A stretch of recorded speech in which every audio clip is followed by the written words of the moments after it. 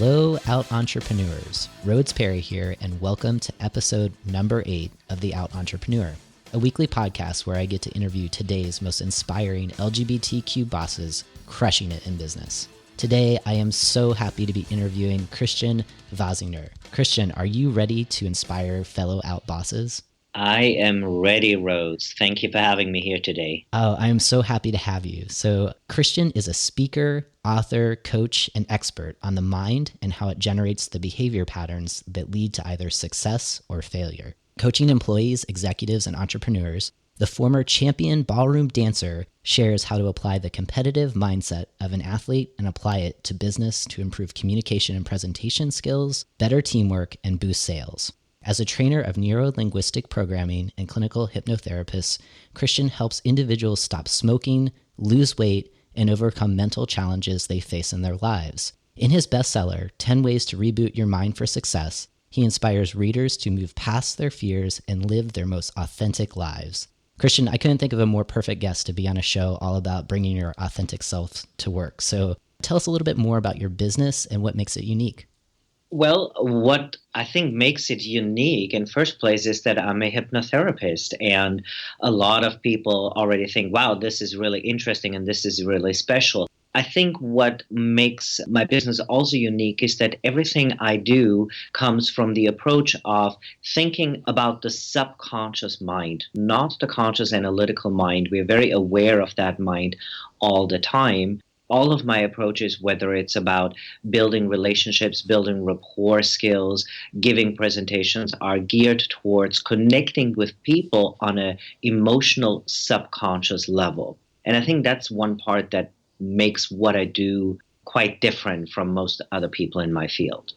That's so interesting, just thinking about the subconscious mind. Writers like Napoleon Hill talk about the power of autosuggestion in terms of business. Absolutely. Right? And so I think I'm just so excited to have you here today because there's so many entrepreneurs out there trying to overcome fear, when it comes to business. And what we tell ourselves consciously, but especially subconsciously, sometimes manifests, whether positively or negatively. So I think it goes back to what you're talking about in helping leaders either succeed or overcome behaviors that could lead us towards not succeeding. So right now, it sounds like you're doing such exciting things, but what is the one thing that has you most inspired about your business today?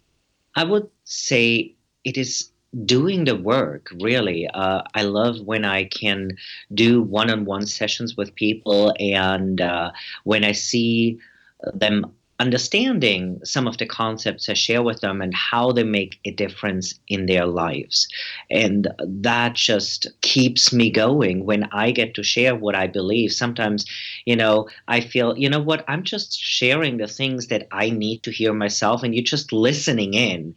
Not too long ago, I did a talk on going beyond affirmations, speaking about why when affirmations don't work for people, why that is. And it was really more about, well, why didn't they work for me at that moment in my life? And I thought about that, and I thought, wow, the conclusions I came to would make an awesome talk. So I decided, I'm going to do a talk about it. And I literally said to the people, I'm just saying this out loud to me, and you get to listen in on my thoughts. And I hope that you take something away that will also help you.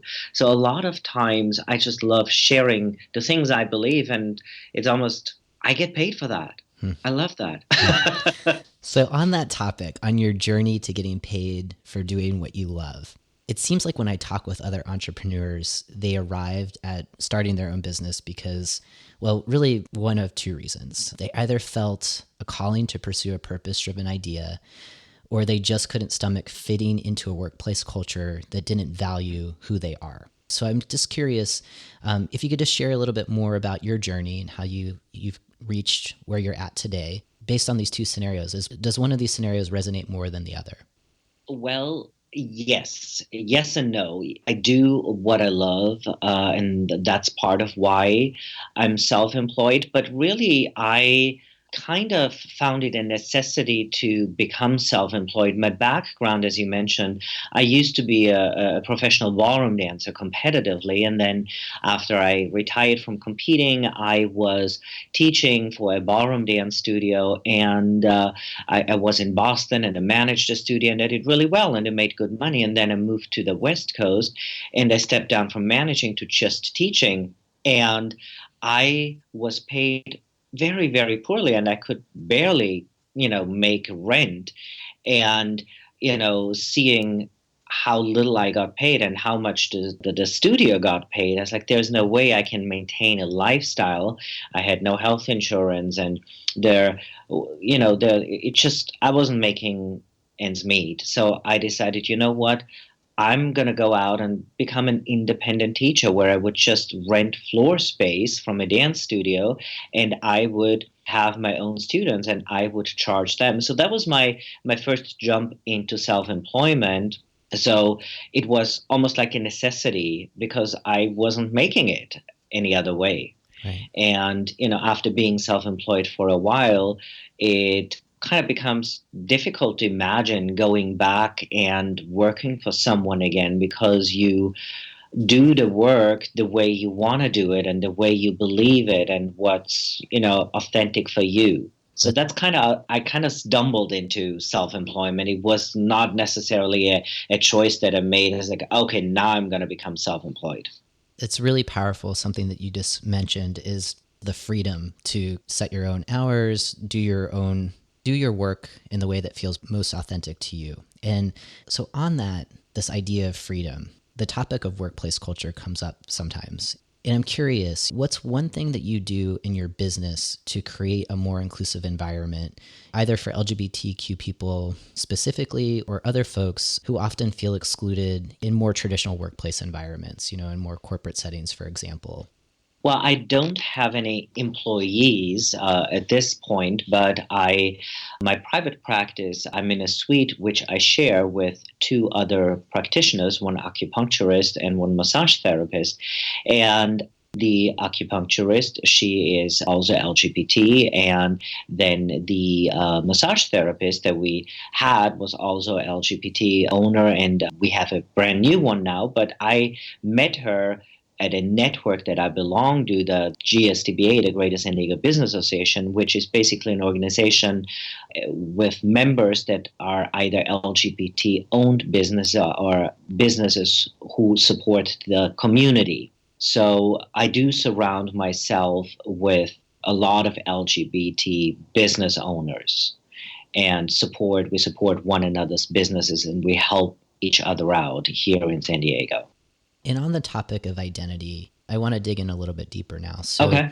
So for yourself, did being LGBT influence your journey to become your own boss? Actually, it did not. I was very, very fortunate, having worked as a ballroom dance teacher. This is an industry where you do have a lot, especially gay men. And it's almost, assumed that you will have a lot of LGBT teachers in that area. So I was lucky in the sense that I always had a lot of gay coworkers, and that because of the nature of the business, everybody was always very open and accepting. So, I was very, very fortunate in that sense. So the decision to become self-employed did not have to do with being LGBT. That speaks to both the industry that you were working in at the time, and also you're in San Diego, right? In a state that is largely seen as more progressive, though I imagine there's certain areas that differ than San Diego. And even with all of the acceptance that's around you in the work that you do, I'm wondering if you could take us to a time where maybe it was difficult to be out in your profession. So maybe it was working with a client that might not have been as accepting, or it could have been a moment where you didn't feel safe. Is there a moment that you can reflect on that aligns with this kind of feeling of having to cover certain aspects of who you are because you felt it was going to negatively impact your business? Well, I think there is one big thing that I'd like to point out when it comes to that, which when I talk with my straight friends, they don't seem to realize. And once I point it out, they kind of get that point. Even though I am an out gay man, once you're out, it doesn't mean that you're done coming out, because every time you meet someone and you get closer to someone, at one point or another, you come out. Just because same sex marriage is legal does not mean that everyone is okay with it.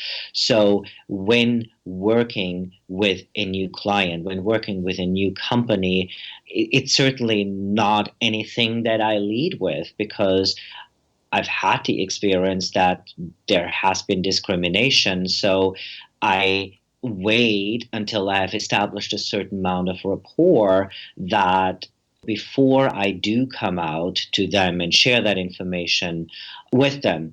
And also, I've come to a place in my life where my lifestyle is more important than business. If I had someone that had a problem with it, number one, I'd be happy to help them with it, because after all, that's what I do in the therapy field. I help them, change their perception, maybe look things in a different way, so I can see it as an educational moment. But if someone is completely against, what, this isn't, this is wrong and this and that, I say, what, I respect that is your opinion. And I also think that I am not the best person for you to work with. Last but not least, the one time where I felt not completely safe was actually when I was still back in Austria and the company I worked for.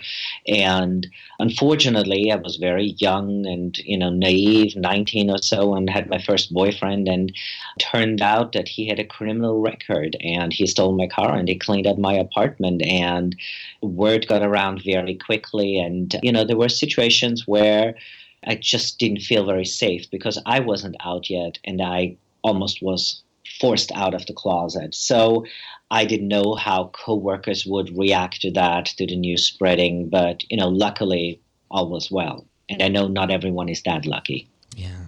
Thank you for sharing that. You touched on so many important things. The idea that coming out is not a static process, and that factoring that into running your own business, thinking about working with new clients, and when you have developed that rapport, how do you come out to clients, and does that impact your business? Does that compromise relationships, or does that client go away? And you also talked about the freedom of sometimes letting clients go that aren't necessarily a good fit, and at the same time trying to shift perspectives and change hearts and minds. So I want to thank you for doing all of that work, because it's really important for other LGBT people broadly, that for those of us who feel comfortable doing that work of changing hearts and minds, that you're creating a path forward that's more safe for other people. So sorry to interrupt you. I just want to close with that, because I think so many people are so afraid of saying no, especially when it comes to business. I say, what, saying no is such a wonderful thing. The more you say no to things that are not right for you, the more the things that are right for you are coming into your life.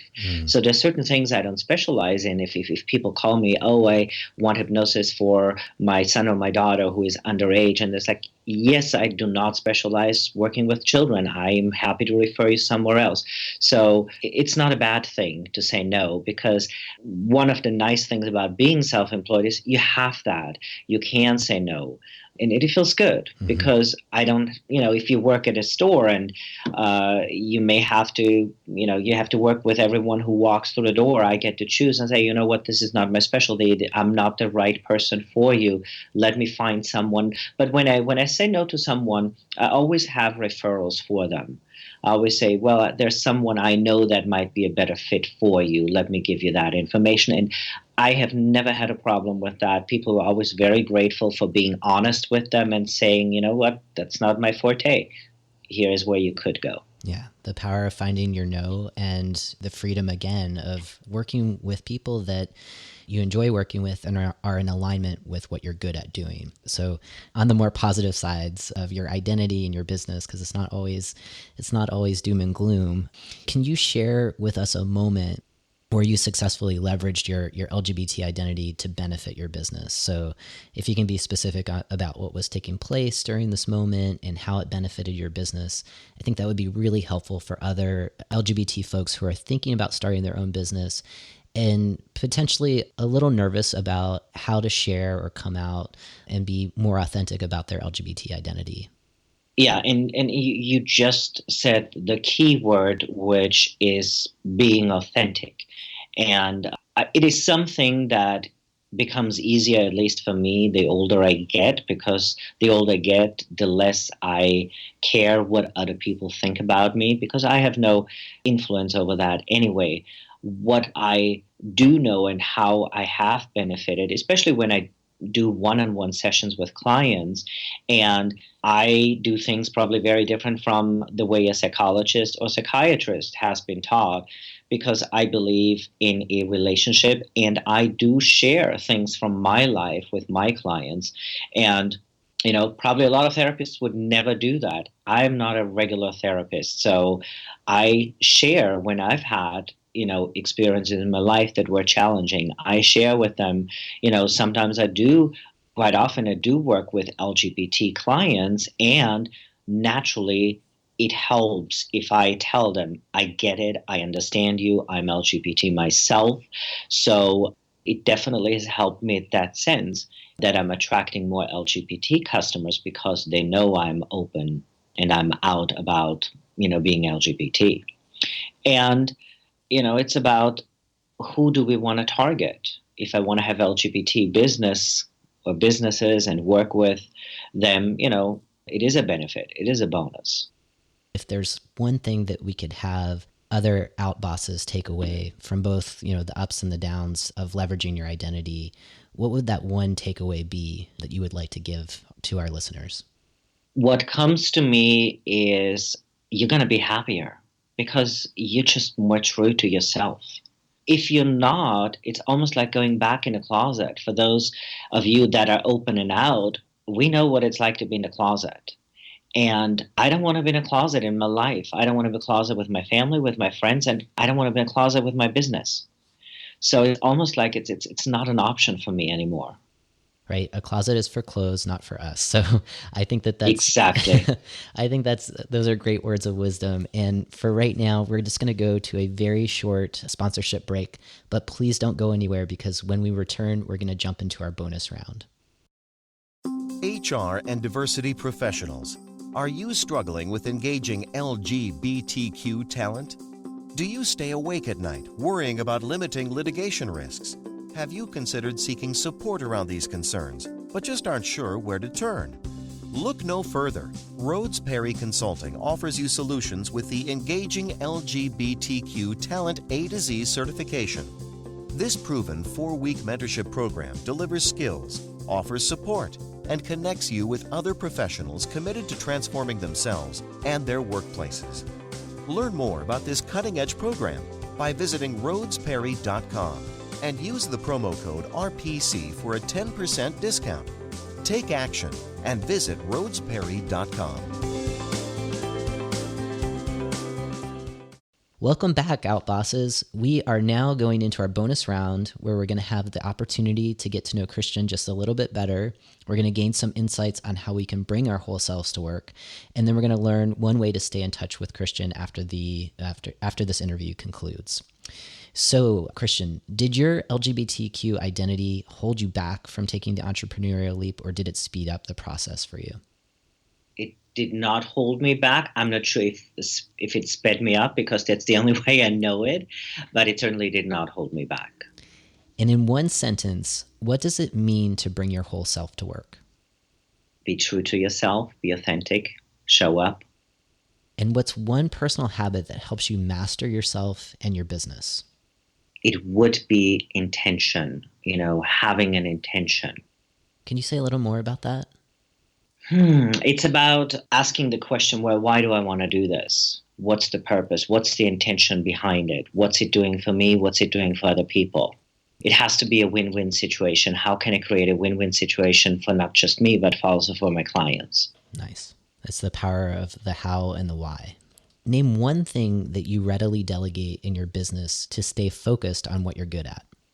Accounting. I'm with you on that one.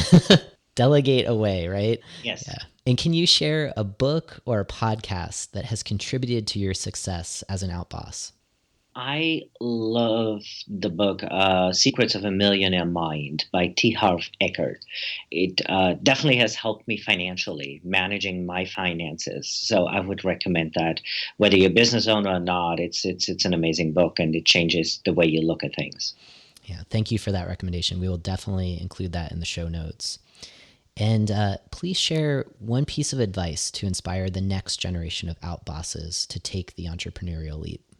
We have a saying in Austria that says, nothing gets eaten as hot as it is cooked, meaning it's not as bad as it looks like. It's not as scary as it is. Here's the thing. You don't have to know all the steps. Just get started. The steps will be revealed and people are helpful. And I think it was Martin Luther King who said, you don't have to see the entire staircase. All you need to see is the next step. So just don't get wrapped up in all the things you have to do. Just do one thing and then do the next thing. I love that. Christian, thank you so much for your time and for inspiring fellow outbosses.